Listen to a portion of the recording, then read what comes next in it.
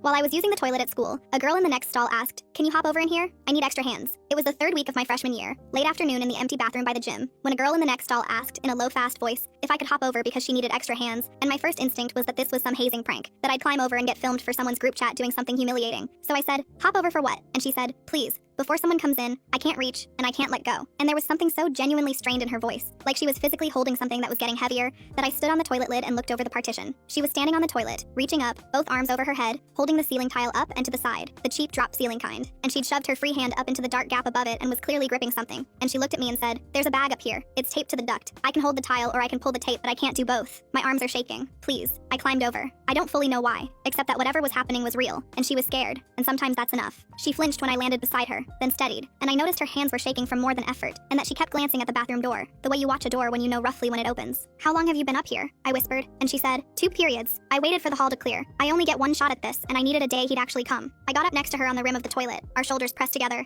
and I took the weight of the tile so she could use both hands, and she reached up into the ceiling with both arms, and started working at something with the focused panic of a person on a clock. And I asked, "Whose bag is it?" And she said, "I don't know yet, that's the problem." And that's when I noticed her knuckles were scraped raw, and that there was a thin line of dried blood along her hairline that her hair had been arranged to hide. She got the bag free with a tearing sound and brought it down, a black drawstring gym bag, heavier than it looked, and she held it against her chest, and breathed for a second like she'd finished a race. And then she looked at me with this strange, terrible gratitude and said, "Okay, I need you to remember that you saw me take this out of the ceiling, the date, the time, what it looked like, because in about a week somebody is going to say I planted it." I asked her what was in the bag. She loosened the drawstring just enough for me to see the top of what was inside, and it was a stack of those large manila school envelopes, the inter-office kind. And across the top one, in marker, was a name I recognized, the name of a girl 2 grades above us who had transferred out suddenly at the end of last year, and below that name was a date from last spring. And the girl beside me said, very quietly, "She didn't transfer. And the person who told everyone she did is the same person who taped this in the ceiling of the one bathroom the cameras in this hall don't cover. And I only know that because I was about to be the next envelope." She said it flat, no drama, and then she added, "There are 6 in here, 6 names. 3 of them already transferred. 1 of them is a teacher's kid, and the newest one, with just a date and no name, was waiting to be filled, and I think it was mine." Out in the hall, the bell rang, and feet started filling the corridor, and the girl shoved the bag back into my arms, into mine, not hers, and said, "If they search anyone, it'll be me. They already think I'm a problem, but nobody's looking at you. You're brand new. That's why I needed it to be whoever was in the next stall." And I realized she hadn't been calling for help. She'd been recruiting a witness, and that I was now standing on a toilet holding a bag of envelopes while the hallway outside filled with people. The dumber he thinks she is, the more rope he'll hand her. Sheila grabbed my wrist and whispered so fast I almost missed half of it. "Your gym locker, bottom shelf, under your uniform, go right now, don't run, walk, and whatever you do, don't open any of the envelopes until you're somewhere safe, not here." And I shoved the bag up under my hoodie, and Sheila pushed me out of the stall just as the bathroom door started to swing open, and I went to the sinks,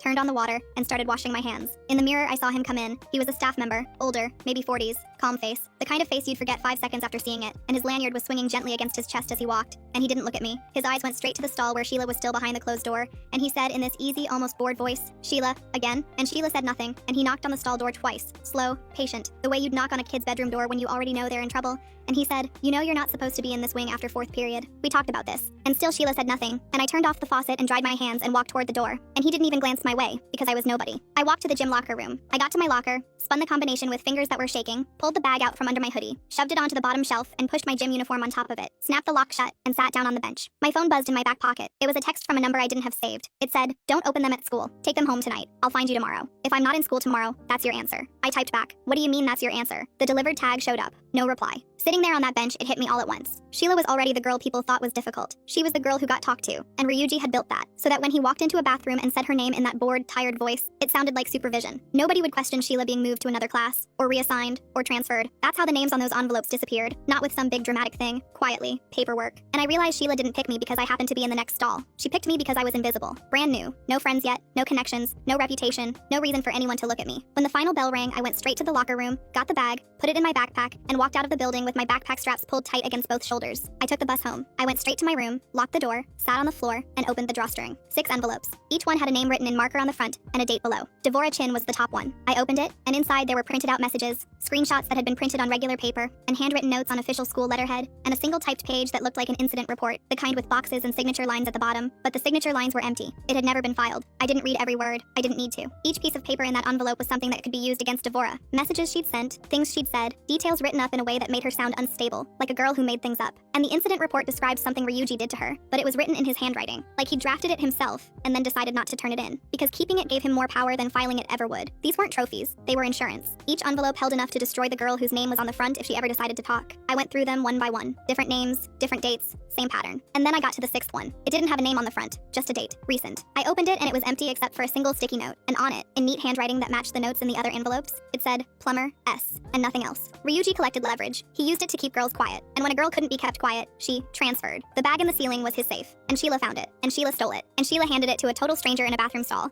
because every person she could have trusted was either gone or part of the system that was protecting him. I put every envelope back in the bag, pulled the drawstring tight, carried it to my closet, pushed it all the way to the back behind my old suitcase, and closed the closet door. I did not sleep. The next morning, I got to school early. I walked every hallway I could get to before first period, and Sheila was not there. I texted the number from yesterday. Are you okay? Delivered. No bubbles. No reply. During lunch, I saw Ryuji walk in. He came through the side entrance with another staff member, and they were talking and he was laughing, and he looked like the most normal person in the room. He passed a table near the far wall, the table with mostly sophomore girls, and one of them, a girl with dark hair pulled back in a ponytail, put her head down. Not like she was tired. She put her head down the way you do when you don't want to be seen, and she didn't lift it again until Ryuji was all the way across the room. I memorized her face. After lunch, I walked to the front office. I stood at the counter and said, Hi, I was wondering if Sheila Plummer is absent today. She was supposed to give me notes. The woman looked at me over her glasses, typed something into her computer, clicked once and said, Sheila Plummer withdrew yesterday afternoon. Her family is relocating. I felt my hands go still at my sides. Withdrew? I said. That's what withdrawn means, sweetie, she said, and that was it. Withdrew. Yesterday afternoon, hours after the bathroom. I almost turned around and went straight to the principal's office. I stopped because Sheila's voice came back into my head. If they search anyone, it'll be me. They already think I'm a problem. If I walked into the principal's office and put that bag on the desk, the principal would call someone. And that someone might be Ryuji, or someone who talked to Ryuji. I couldn't hand this to anyone in this building. I needed someone outside of it. I was standing in the hallway outside the gym trying to figure out my next move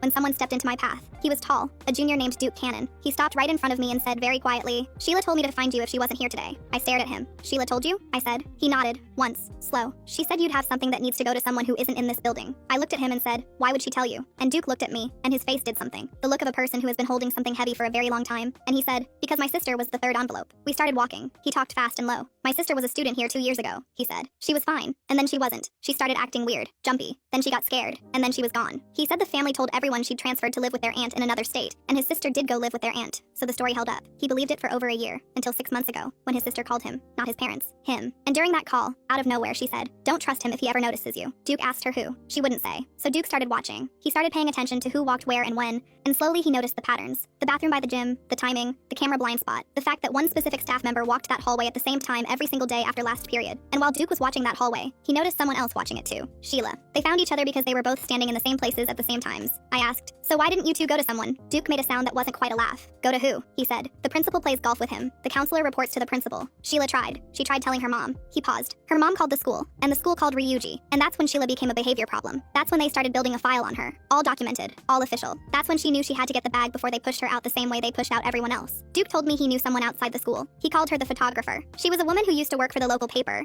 and now she did freelance documentation work, which meant she'd been quietly helping families in the district who had problems with records. She knew how to photograph documents and preserve them so they couldn't be dismissed later as fakes. Sheila's plan was always to get the bag to her, Duke said. But Sheila needed a witness.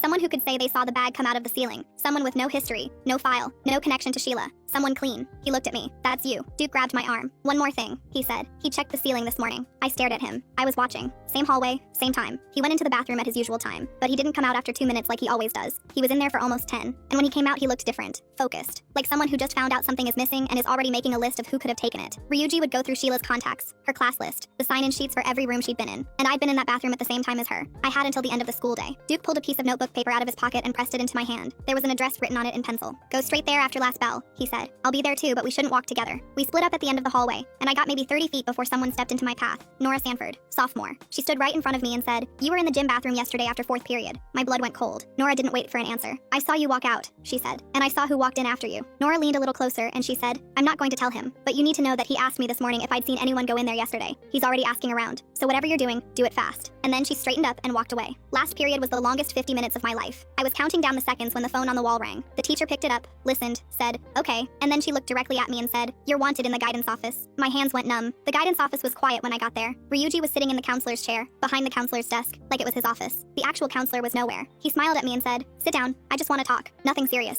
He asked me how I was adjusting to the school. Then he said, "I noticed you've been spending time near the gym wing. That area is mostly upperclassmen. Some of them have issues. I just want to make sure nobody's pulling you into anything uncomfortable." He was making himself the safe one, the protector. Then he said, "A student named Sheila Plummer. Did she ever approach you?" And I looked right at him and said, "I don't think I know who that is." He watched my face for a long time. Then he said, "Good. She had some problems. She's getting help now, but she had a habit of telling stories. If she ever contacts you, I'd want you to let me know, for your own safety." He held out a business card. I took it. My hand did not shake. I thanked him, and I left. I walked out of the guidance office and went straight down the hall toward the exit. The final bell hadn't rung yet. I didn't care. I pushed through the side door by the gym. Duke was already there, leaning against the fence. "He talked to you," Duke said. I nodded. He asked about Sheila. "Did you give him anything?" "No, but he knows something. He was testing me." I went home. I got the bag from behind the suitcase, put it in my backpack, and took the bus across town. The photographer's house was small. I knocked. A woman in her 50s opened the door, reading glasses pushed up on her head, and before I could get a full sentence out, she said, "You're the freshman." Duke called ahead. "Come in." I put the bag on her kitchen table and opened it. She put on gloves. Actual gloves. The thin kind. She opened each envelope one at a time and photographed every single page with a real camera, not a phone. She didn't speak for almost 10 minutes. Then she looked up and said, "How many of these girls do you know?" I said, "Just the one on top, Devora, and Sheila. Sheila's name is in the last one." The photographer was quiet for a second, and then she said, "I know 3 of these names. I've had their families in this kitchen." She picked up her phone and called the lawyer. Duke arrived a few minutes later. The lawyer was on speaker. She asked me to describe exactly what I saw in the bathroom. I told her all of it. She asked if anyone else saw me. I said Nora's name. The lawyer said, "We'll need her too if she's willing. But this is enough to open a formal investigation outside the school's control. These aren't school records. These are personal files that were hidden. That changes everything." The photographer held up one of the pages from Devora's envelope. It was a printed message from Devora to a friend, time-stamped from last spring, and it said, "He told me if I said anything he'd make sure nobody at any school would take me. He has the paperwork to do it." I believe him. I read it twice. The lawyer filed with an outside agency that week, and the school district opened an investigation that Ryuji had no authority over, and within days he was placed on leave. Devora's family was contacted. 2 of the other families came forward within the month. Sheila was not gone. She texted me from a new number 3 days later, and it said, "I heard they pulled him out. Is it true?" And I wrote back, "It's true. I kept the bag." And she sent one more message that said, "I knew you would. You climbed over the stall." Duke's sister called him that same week, and for the first time said out loud what happened to her. I finished my freshman year. I walked through that school every day past the bathroom by the gym, past the ceiling tile that's been replaced, and I know what was up there, and I know I'm the one who carried it out. 2 months after Ryuji was placed on leave, a small padded envelope arrived at my house. No return address. My name printed on the front in a font I had never seen on anything personal before.